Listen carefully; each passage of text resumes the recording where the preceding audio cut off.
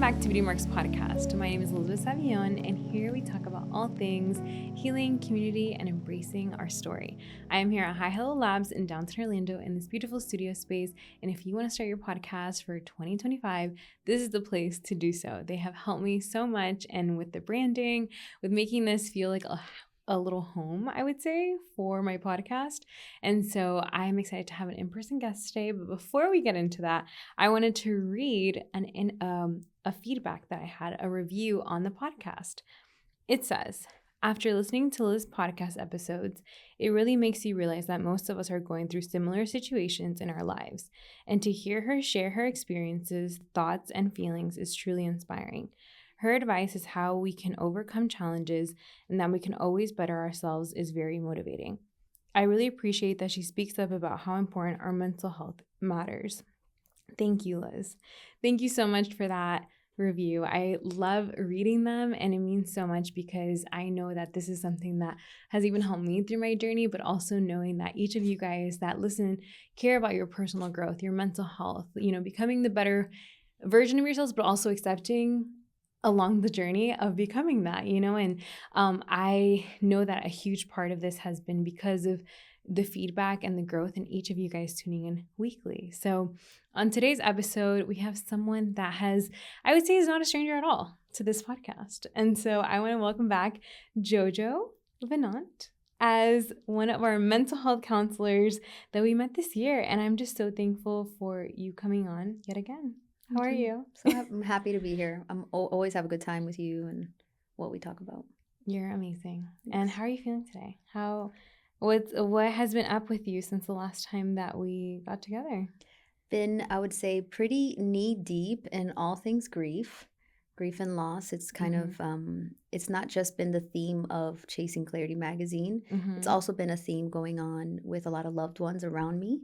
And it's actually what prompted me to really focus on this because of what people are doing really well, what people aren't. And I'm not just talking about the people that are grieving. I'm talking about the people that are around them.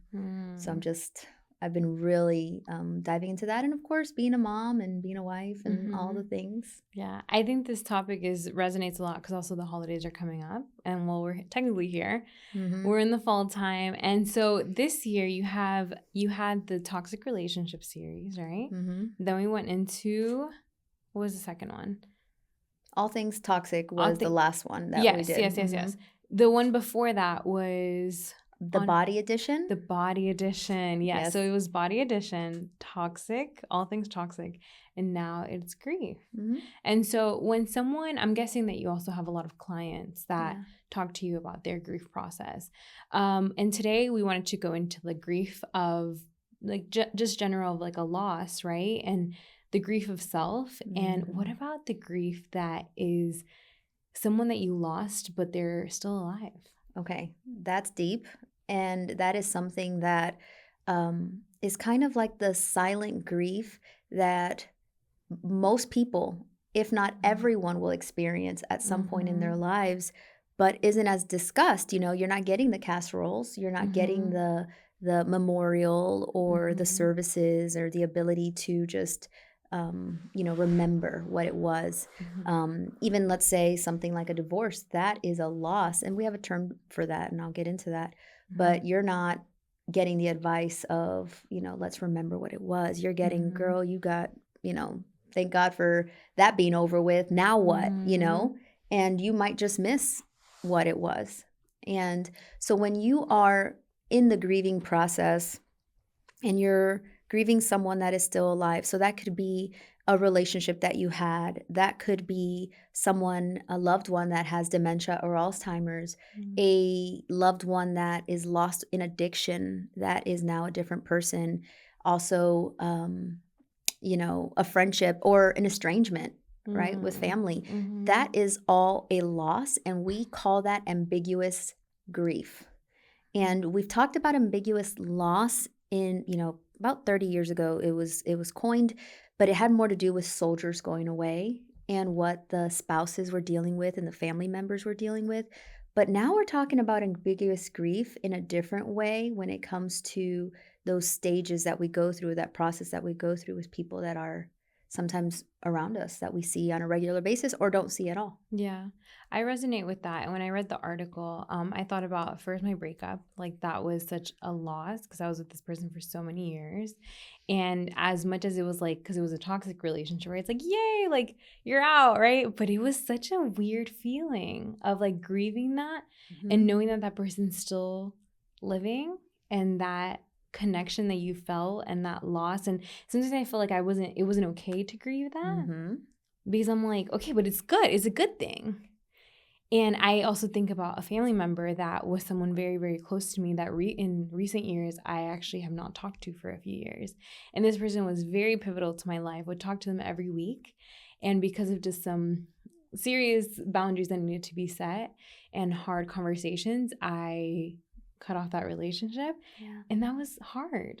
And there's sometimes when I see videos of like certain family members getting together, you know, like, oh, kumbaya, it makes me feel that way. Like I started thinking like, man, I wish like I feel like I have felt sad about it.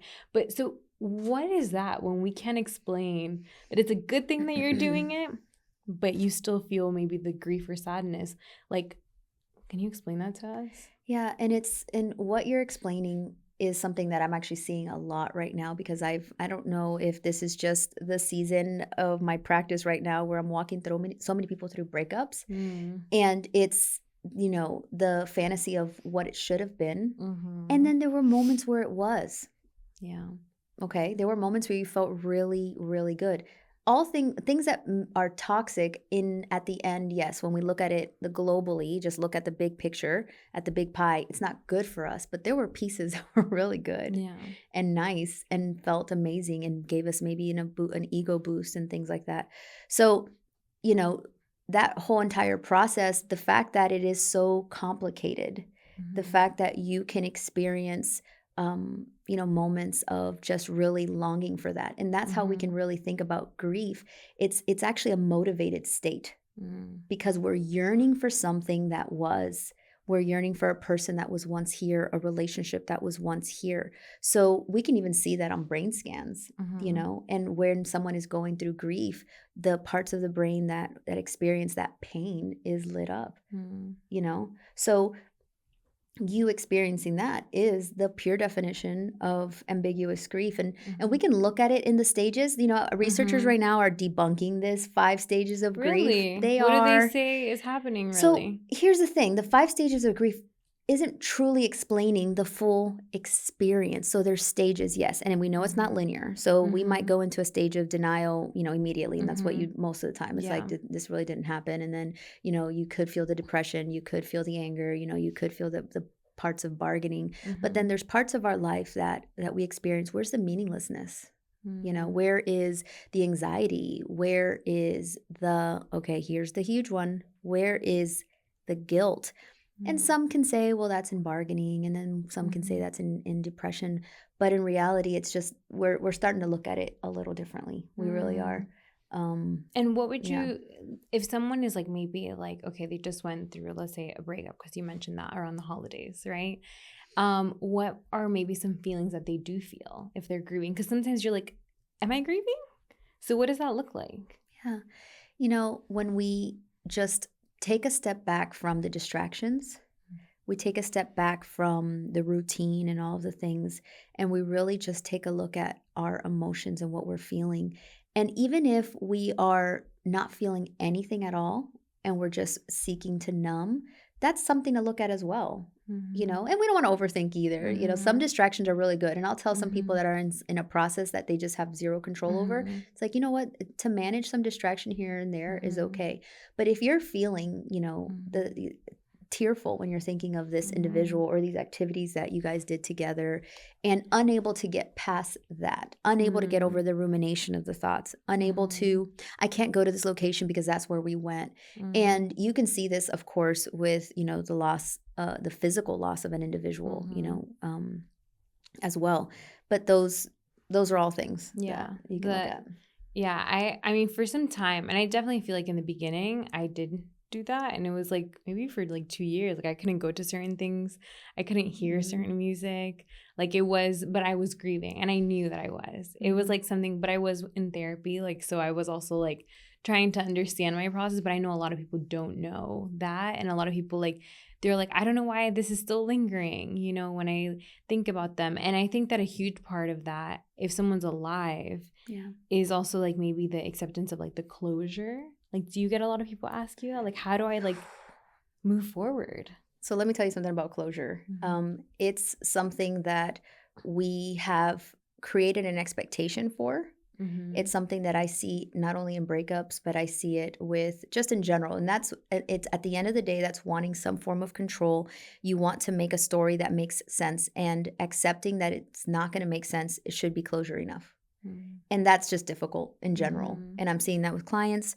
I'm seeing that with friends. I'm seeing that, you know, even at times in my own life, you know, it's something that the closure is the decision.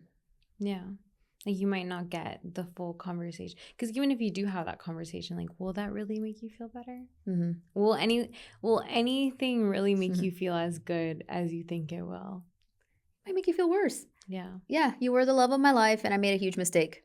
Okay, so now there's another thought. Well, they admitted that this was the worst decision ever, and now they can. And that's part of the bargaining stage, you know, where if we do go back to the 5 stages of grief, and that's kind of that negotiation piece, you know, the anger part, you know, that son of a gun, you know, he didn't do this or she didn't do this, and that's all part of it. And that's a part of also like, those are the right, like people say breakups, but it does feel like a death. Like it does feel like it. Absolutely. But I know there's also some relationships that you just can't mend ever. Like maybe that's addiction. Maybe they're just not, like how you said, like dementia, or maybe that's just a family member that you just cannot, that they're not safe and you just can't. So even if you wanted to, you know, because you love them, it's like you just can't. So it's like in those situations, what do you recommend people to do?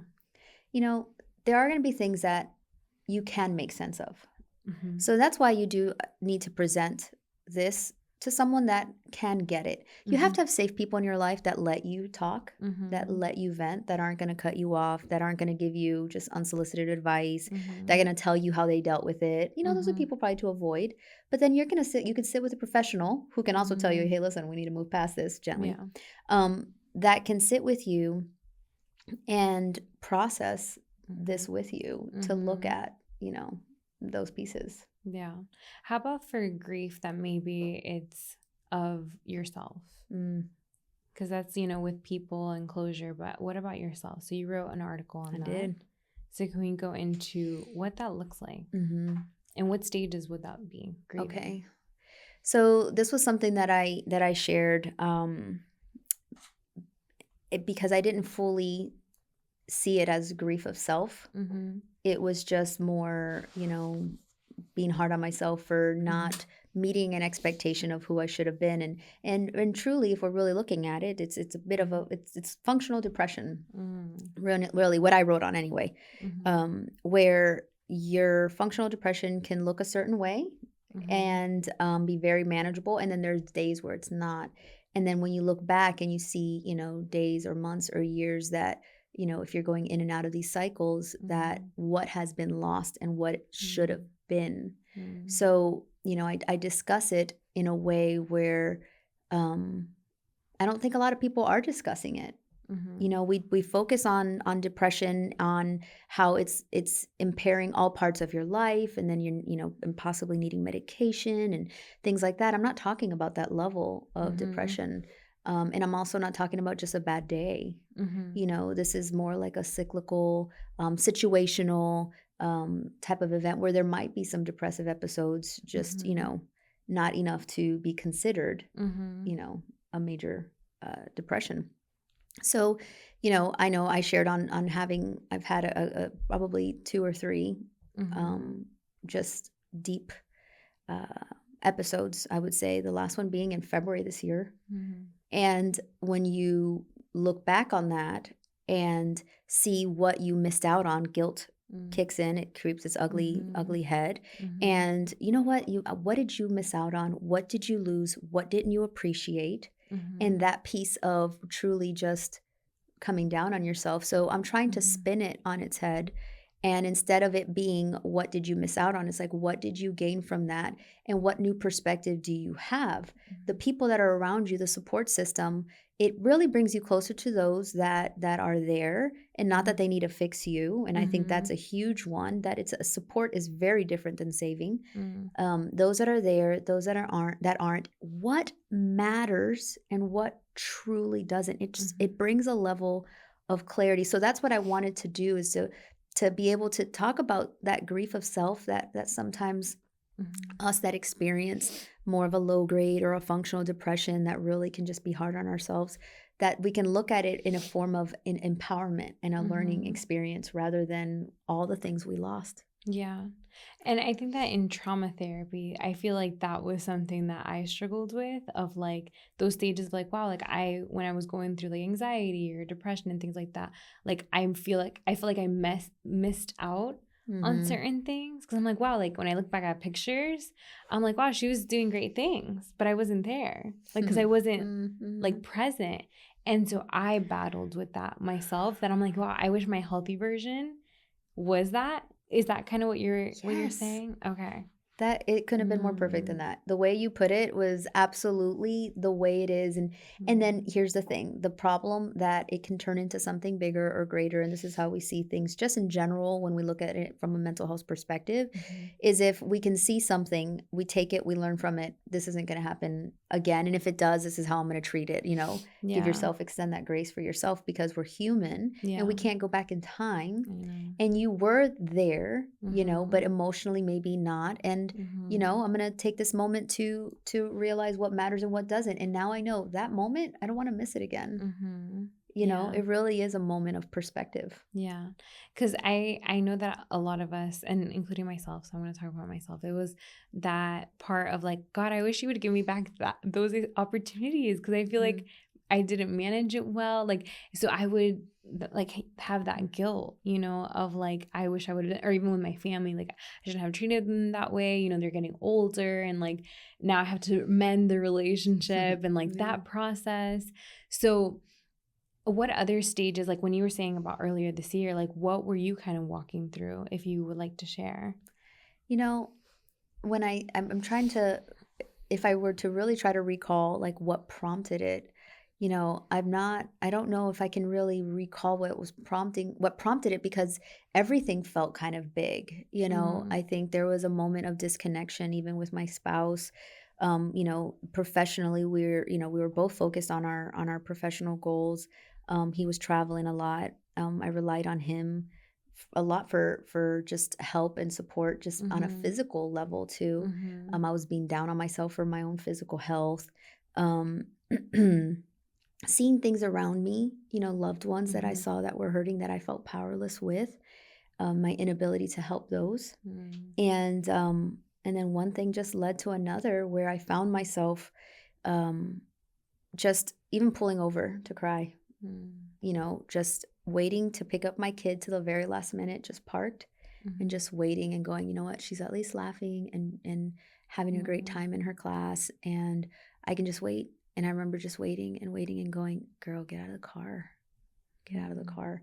And the moment that I realized that I really needed something is that, I had this routine with my youngest, and she was already 3, but, I would just kind of lay over her, and we still had her on the changing table, but that was just kind of a routine. She didn't use it as a changing table.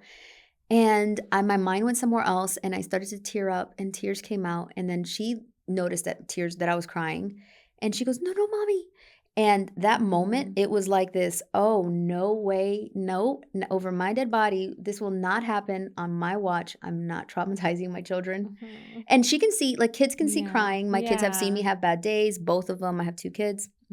This wasn't that.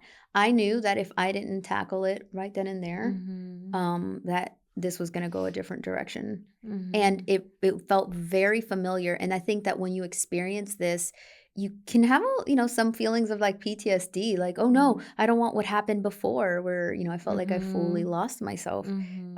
So that, and then I actively, got deep into counseling again. And I think everybody should always be in counseling at some point, just even in maintenance, you have moments where you're like, I don't want to do this right now. That's okay too. Yeah. And I just got in deep. I Yeah. had support, started talking to people, letting them know what was going on. Because you catch yourself. I had that this summer too. And I'm like, that's what I was getting frustrated because I'm like, shouldn't I not struggle with this? Like, I already worked through it. Why is it peeking its head through again? Like, why do I feel that? But it's like, those are areas that it's like we're aware of and we have the tools to now navigate that differently. But it doesn't mean that they're never going to come up again. And then that's where that kind of grief of self. Mm-hmm. And did I lose myself? I lost myself again. What does this mean? And the rumination and the negative thoughts, and one thought begets another thought that begets another thought that turns into a season. You know, and you see this with whether it's the loss of self, the loss of a relationship, the loss of a loved one. A negative thought turns into an entire new self sometimes. That perspective shift is so important though. And I saw a video on TikTok. I'm going to add it to the show notes, but it was this girl saying like her life. Like she's like, man, like I am at home. I feel so lost. Like I feel like I'm single. I'm the only single person. She's like, okay, now watch me with my perspective. And she's like, wow, I'm living for the last time with my parents and enjoying these last moments. I am in the stage of discovery where I have the space to figure out what the next step is. I get to actually go on dates with people and eventually meet the love of my life. Wow. And she was reframing that, and it just like, it got to me. I was like, wow, like perspective shift is so big and like what we tell ourselves. Because the other way she said it, even in the tone, it was like, that's amazing. Like, I'm so proud of you, and the other one of like, oh, all the horrible things. I'm such a horrible person. And I feel so lost, or like, it just really starts messing with who, like we identify ourselves that way when it's like, you can reframe that thinking, and I know we've talked about that on other episodes before, but I think when it comes to grief of self, what would you recommend for someone to do if they're in that stage? I think you really touched on probably the biggest, and it's just like the whole premise of like cognitive behavioral therapy, which I think should be incorporated in most counseling sessions. Maybe not the entire, because I don't entirely do cognitive behavioral, but it really is that perspective and mind shift and decision to reframe, to change, to not be consumed by it, to not allow it to be what fully defines you. And that sometimes requires a mirror, looking at yourself, and also feedback from others. During that time, feedback from my partner, from my spouse was really helpful. Feedback from friends was really helpful.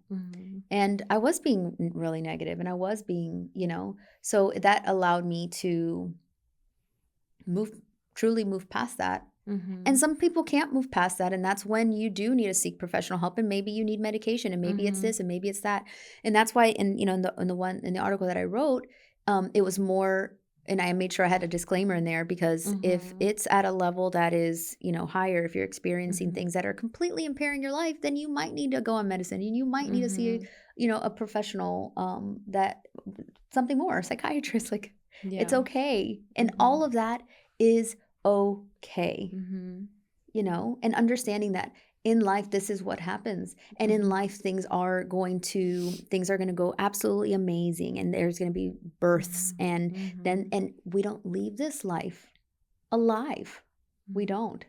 And we are going to have also the death of loved ones. And we're going to face that one day, So I think it just, not living every day thinking about that, because that could really keep us in a bubble and, the anxiety of it. But understanding that that is the process. So what now? Okay. Yeah. I have this information. What now? What do I want to do with it? What do I want it to look like? Is this what I want? Do I want to stay this way? Okay. What do I need to do? Yeah. Because like, well, we're not changing, we're choosing, right? 1000%. Yeah. And it does something for us maybe in that moment, for whatever it is, for whatever reason. I think I needed to face that. I needed to see. I needed to have perspective. That's my lesson from it. Yeah. Not the why, the what. What now? What did I learn from this? Yeah. Turn the why into a what. We always go through that though. Like, I feel like we like battle, at least for myself, I battle with it. I'm like, why am I going through this like frustration? Yeah. And then it's like, what should I learn from this? Like, it's like my zen, like have you like, okay, what should I learn? Because like when I was struggling with my mental health this year, I was so frustrated. I was trying to snap out of it. I'm like, snap out of it, Liz. Snap out of it. Like, and I couldn't get myself to do it. Mm. And it was so frustrating. I had days that I was like, I felt like an imposter. Like I felt like a hypocrite sometimes, because I'm like, I talk about this, like I talk about mindset, and I'm struggling with my mindset and my positivity and like how I show up, like, and this is like being honest, like that was so difficult for me, but realizing like, wow, like you have no compassion for yourself sometimes. Like why are you trying to force your way out of it? Like, what do you need to learn through this? And when take away from this. And then that's when I applied certain things like, okay, why I almost had an anxiety attack literally was because I was consumed, like running around doing everything. I was not delegating. I was not communicating with people. I was trying to be superwoman. I was like, that is what led me to that. So I cannot do that. To then, know. Yeah. So it needed to happen. I feel the same way. It needed to happen so that I can learn what not to do and like what I need, know. What would have been hypocritical is if you would have snapped out of it. Because that wasn't what was needed. And that's what someone else would have needed from you. Yeah. Someone else needed you to snap out of it. Yeah. Is that ever hard for you? Like that sometimes, like, because I know I see myself like that sometimes. I'm like, maybe people expect that I always have to be good. You kidding me? Yes. 1,000%. Like, why can I have like bad days sometimes? It doesn't mean, but I put that pressure on myself. But then maybe I also think that other people expect that of me. I don't know. I remember the first time I shared with a loved one. This was like maybe 5 years ago, 6 years ago. The second time, so I've experienced like 3 major, probably like deep depressive moments, right? And it was the second time around, and I told a family member, like, I'm feeling this. And this is what they told me, word for word. No, Jojo. Nope, not you. That's what I got. I got, nope, not you. And I went, yeah, I snapped out of it for them in that moment because they were fragile.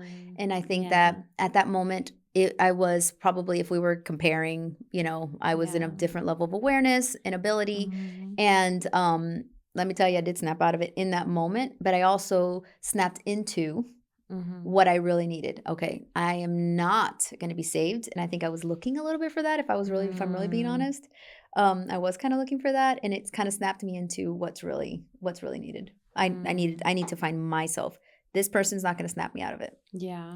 Yeah. Wow, that's good. Yeah. And I know that some people listening are like, yeah, I have those moments where it's like, you do it for like what people expect of you, but it's like, what do you need in that time?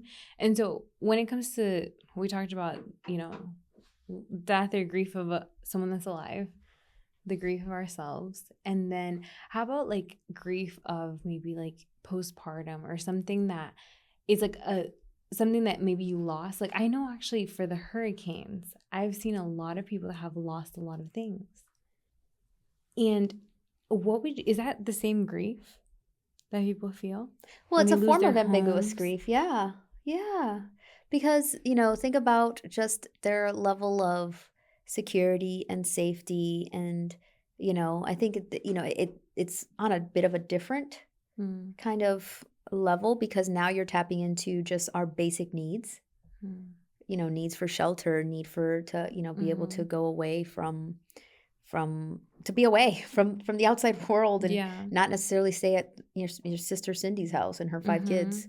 I think it does tap into that a little bit, but definitely some grief. Yeah, for sure. I've seen people like watching those videos is so hard. Like people that lose things, like everything, and it's something that I know that's its own process. And when I mentioned postpartum, it was more like, do you think that the ambiguous grief and not is it that like is it like you grieving yourself or a version of yourself?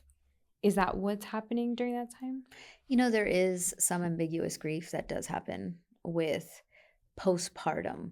Not necessarily postpartum depression because we can see that antidepressants do help with postpartum depression and things like that. It's more chemical, hormonal, and with a lot of people that are experiencing just grief in general, we see that antidepressants don't work during that time for some. So why is that? Well, one is more situational and one is more chemical. And it's just different parts of the brain that are being affected. because it's not necessarily the lack of dopamine. We are still in a motivational state. Like I said at the beginning, we're still yearning for something. And yeah, so we do see this with, let's say, the postpartum experience. And it's like, what was my life before? I was able to do this. I was able to do that. I was able to, and I had Lauren Roth, who's an amazing writer. She wrote on that in the magazine, which was, Hello Baby, Goodbye Me. I think that was what the title was. And just you giving yourself permission to say, you know what, I do miss being able to just get up, shower, and, you see moms that are like, wait, did I shower? Like, is this really? It's like mom brain. Yeah, mom brain kicks in, yeah. Yeah. Yeah, and that part of you, it's like, even with your body image, I know a lot of women, like, of that, like, man, will I ever be how I was? And it's like your body changes. The structure of your body changes. Let me tell you. All of that. Yeah. So how would someone be able to work with that if they are struggling? Yeah. I think that when you can really sit down and say, let me look at what my expectations were. So much pain, even in relationships, romantic or not, comes from a hidden expectation and a false just belief in general. Like what you see on TV, you see these celebrities that are back on the red carpet after 4 days, 5 days, and they're just, they're still bleeding. Okay. Yeah. Listen, you know who was the Victoria's Secret model? Sorry, side note that they like shamed her because she just had a baby. She's like one of the top Victoria's Secret models. Oh my God, her name just left my mind. But they shamed her so much last year, and she walked on the carpet snatched, and everyone's like, "Oh, it's Ozempic," like like in the comments. But I'm like, you guys shamed her so much, like saying like, "Oh my God, look at how she was at 20 years old versus right now," like after literally just popping out a kid. And I'm like, I'm sure that a huge part of that was also the push of being like, "Oh my God, how am I gonna look for everybody else?" Like the standard of that. Yes.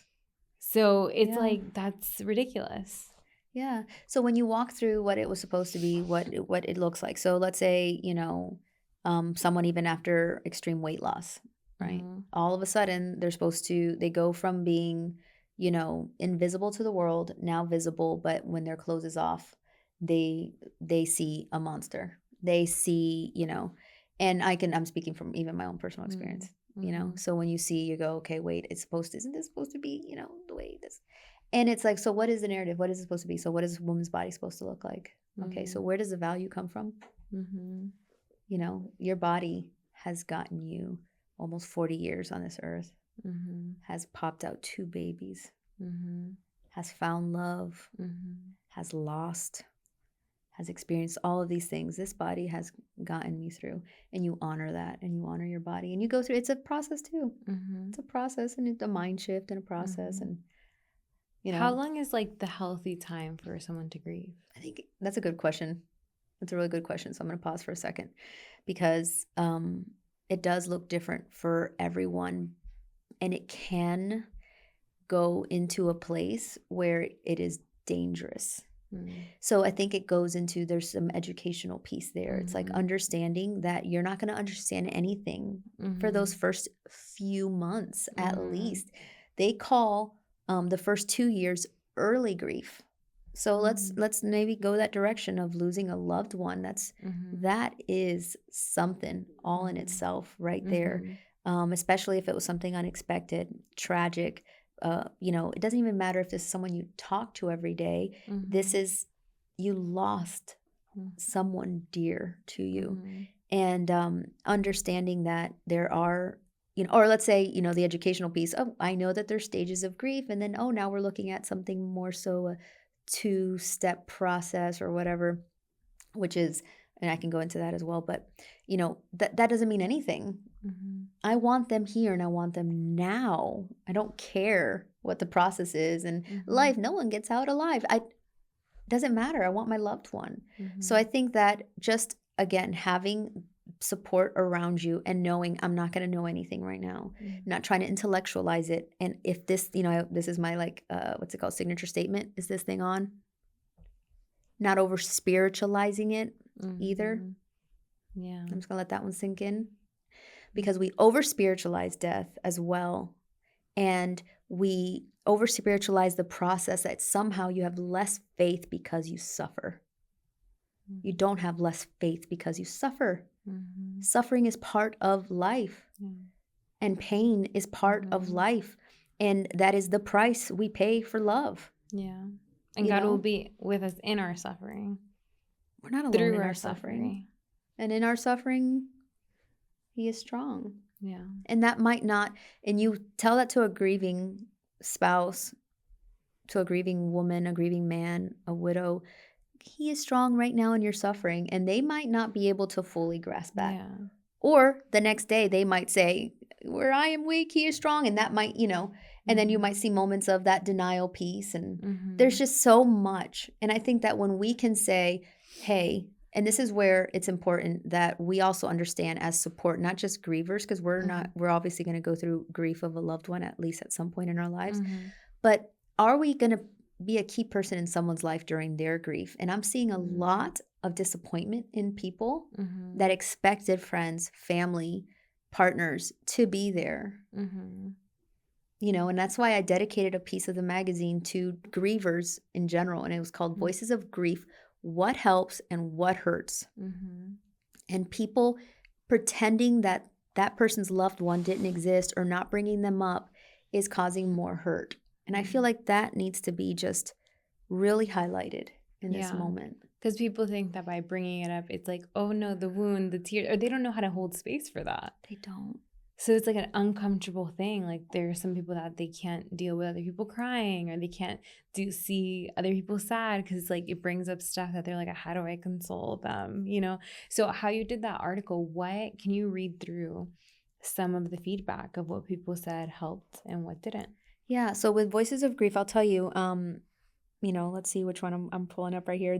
I have 6 different grievers that I'm so grateful were able to give me their time to answer, what helped and what didn't. I have people, I was able to interview 2 that lost their dad, and it was 4 months ago. And I have here that, what do you wish people would approach your grief differently? And this is actually my friend Jessica Arenas, who lost her dad. I'm a very understanding person. So for me, there's no right or wrong way to approach this. I think simple acknowledgement is important. There have been people on my social media and my immediate family who have said nothing. And that's not right. It was my dad. And I think that's deep just in general. That was my dad. So I think the key here, to just kind of go back to just a little bit, is that when we're dealing with someone's grief, remind yourself this is not about you.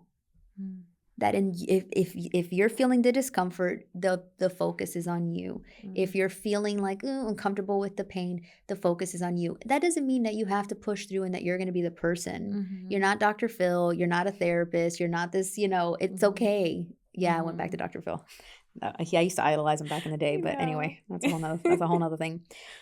So I think that understanding that you don't necessarily have to be that person, but you also need to recognize that it's really not about you. I also have, another person, and it's actually the sister of the person that I just mentioned. Her name is Elizabeth Lopez. And let's see here. Was there anything well-intentioned that ended up feeling unhelpful or even hurtful? I've had two or three people tell me, you have to be strong for your daughter, for your family. Those words really get under my skin because I know it's okay to not be okay right now. I want to honor my grief and acknowledge it daily if I choose to do so. I don't think I should have to hold back my tears or my pain to make others feel comfortable. I loved my dad deeply, and therefore I grieve him deeply. Ooh, girl. Come on, somebody. Wow. That is profound. So allowing people to grieve, like allowing people to feel like they don't have to be this strong. Because it's true. It's like, okay, this just happened. Now be strong. Like, you have like people watching you. Like you have to be the strong. It's like, what then allows you, where can you then grieve? Like behind closed doors when no one's there. It's like if people are with you in the joys, they also can be with you or should be with you through the pains of life, Yeah. So that's such a good thing with that. Was most of the grief questions of someone that has lost Yes. someone? So all 6. So 2 were Okay. their dad. I have a wonderful friend, Joanna Torres, who lost her mom. Mm-hmm. I have 2 actual authors that I had Mark Henricks, who has an amazing blog Mm-hmm. on this, who lost his son when Mm-hmm. he was just 17 years old. And Mm-hmm. I love his work. He does a lot. He brings in a lot of the research, and he's the one Mm-hmm. that I'm including him because he calls it the tearful 2-step Okay. process. It's like a dual process of Mm-hmm. grief where you're in and out of like a loss oriented coping, Mm-hmm. and then you're in a resolution coping, which Mm-hmm. obviously people that are in a more focus more on resolution, spend Mm-hmm. more time on that resolution, have a easier time, and I'm Mm-hmm. using that word very Mm-hmm. carefully, but they tend to do better just in general. And loss oriented is just what it sounds like.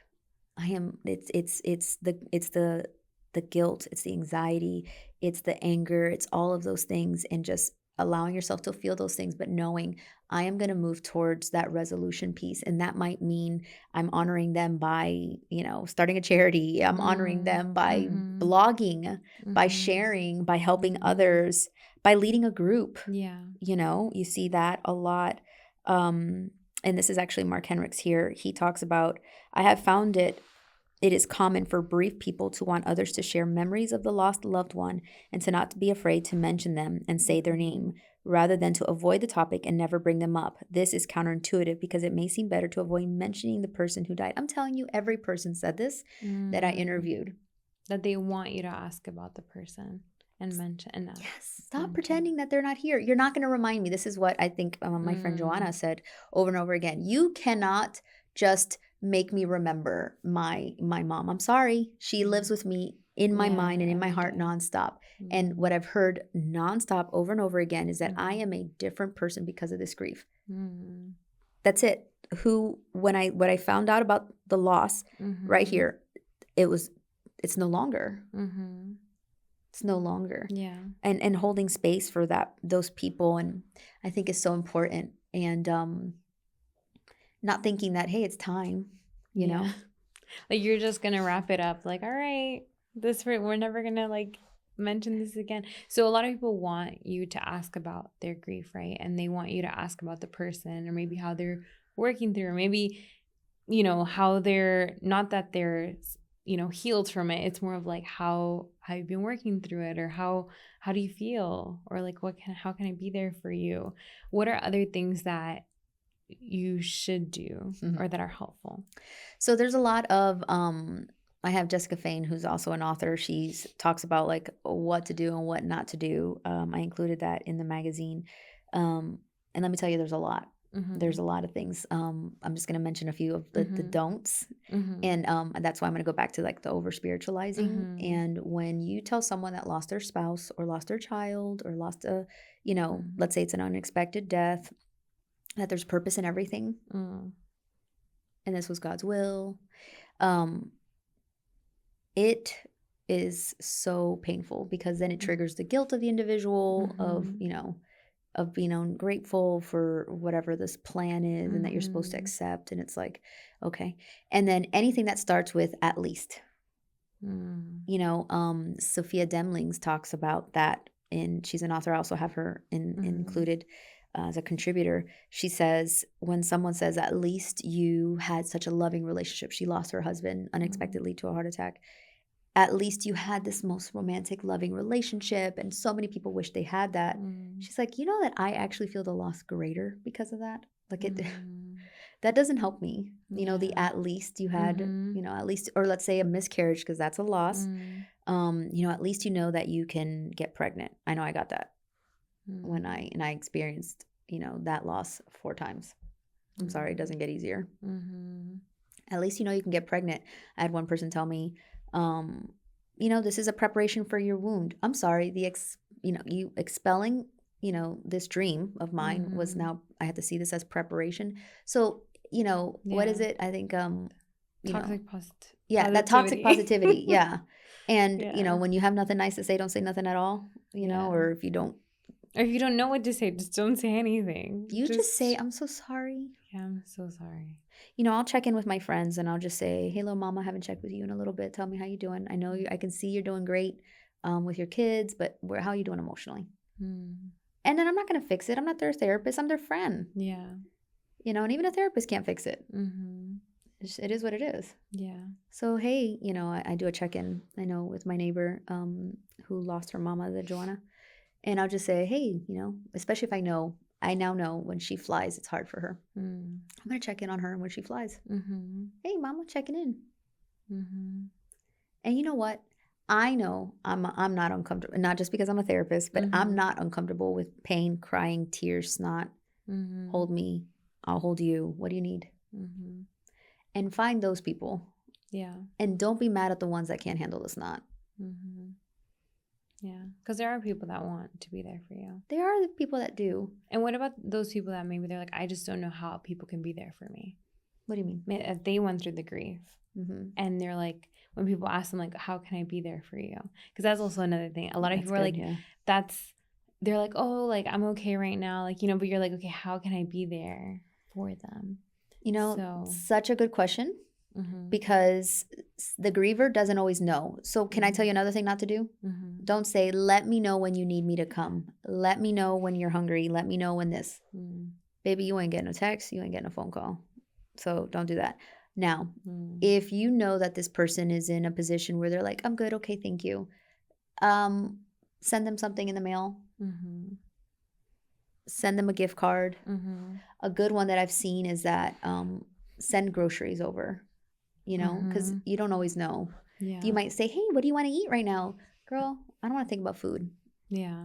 I don't want to think about it's like a meal. I think it's a meal train that they do too. Meal train's always great. Yeah, that you can set up, and then that way, like, they always have like meals delivered to them.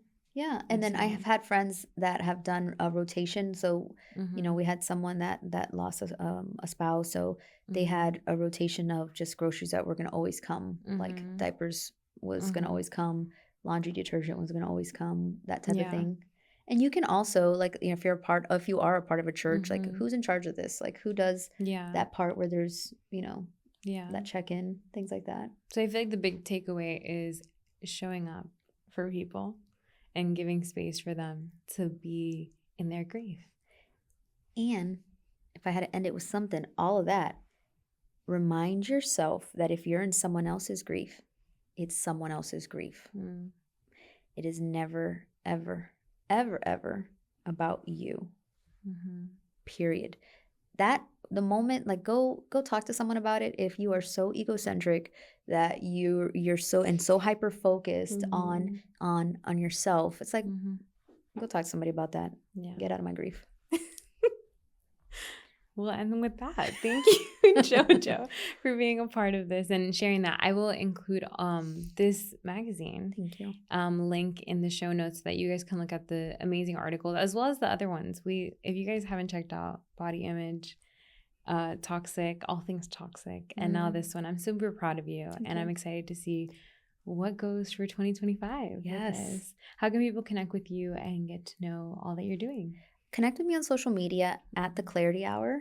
So I'm mainly on Instagram. I'm learning the TikTok thing, Yeah, but you're doing good, though. I love the reels. When they pop up, I'm like, yes, ma'am. Some of them are really good, and then some have 30 views. No big deal. It's okay. But I'm learning it, so I'm figuring it out. But at The Clarity Hour, you can find me. Awesome. Thank you so much for being a part. And thank you guys for tuning into this week's podcast episode.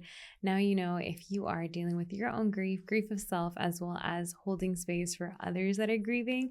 I will also include other episodes that I have done of someone sharing their story of a grief of their dad. And I feel like that is such an important conversation because then you can also go into just how to hold space for other people. So I hope you enjoyed this episode. If you did, make sure to subscribe, leave a review, and I'll see you guys next week.